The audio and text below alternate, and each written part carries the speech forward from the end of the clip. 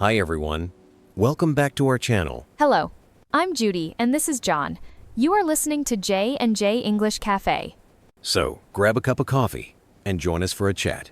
Today, we're going to spend a few minutes learning something useful together. I'm ready. Let's get started. Oh, hello Judy. I see a very famous book on your desk today. It has a purple cover. Is that Rich Dad, Poor Dad? Oh, hello, John. Yes, you are right. I am reading it again. It is a classic book about money. Have you read it? No, not yet. But I hear people talk about it all the time. Is it a story about two fathers? Well, yes and no. The author, Robert, has two fathers in his life. One is his real father, and Robert calls him the poor dad. The other is his friend's father, the rich dad. Wow, that sounds interesting. Is the poor dad a bad man? Is he lazy? Oh no, not at all. He is very smart. He is a teacher with a high degree. He works very hard for a long time, but he always has money problems. He says, I cannot afford it. Many people say that. What about the rich dad? Does he have a PhD too? Actually, no. The rich dad does not even finish school, but he is one of the richest men in Hawaii. He says, how can I afford it? He looks for ways to make money. I see. So the book is about how they think differently. My parents always tell me to go to school, get good grades, and find a safe job. Is that the rich dad's advice? Well, no. That is the poor dad's advice. The poor dad believes in working for a company. He works for money. But the rich dad teaches Robert to make money work for him. Make money work for me? How can money work? It does not have hands or feet.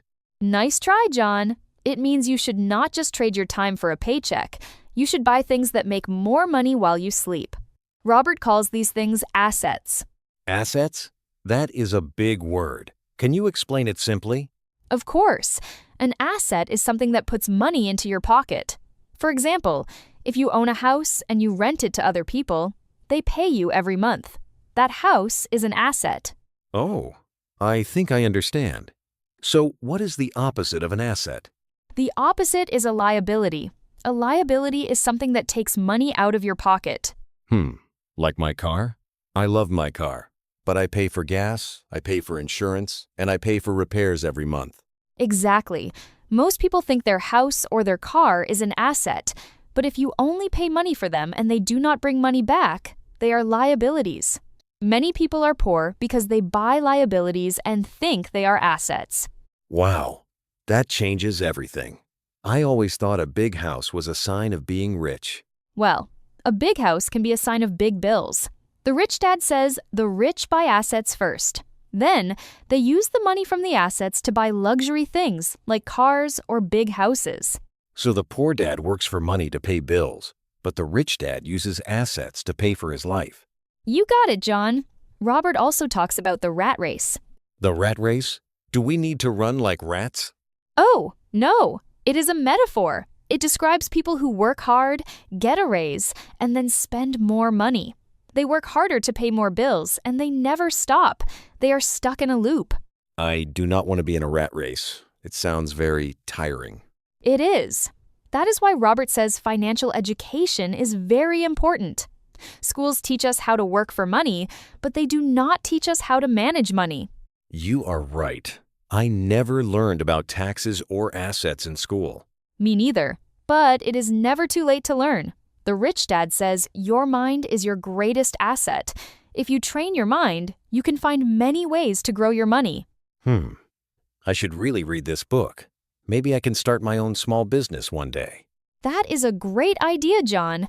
Start small, learn a lot, and keep your assets growing. Thank you, Judy. I feel more excited about my piggy bank now. Oh, a piggy bank is a good start, but remember to look for assets. Wow, that was a very interesting topic, Judy. I hope our listeners enjoyed it too. I hope so. If you like the vibes here at our cafe, please subscribe and give us a 5-star review. Also, don't forget to check the show notes for the vocabulary list and today's key phrases. Thanks for stopping by J&J English Cafe. We'll see you in the next one. Bye-bye. Bye-bye.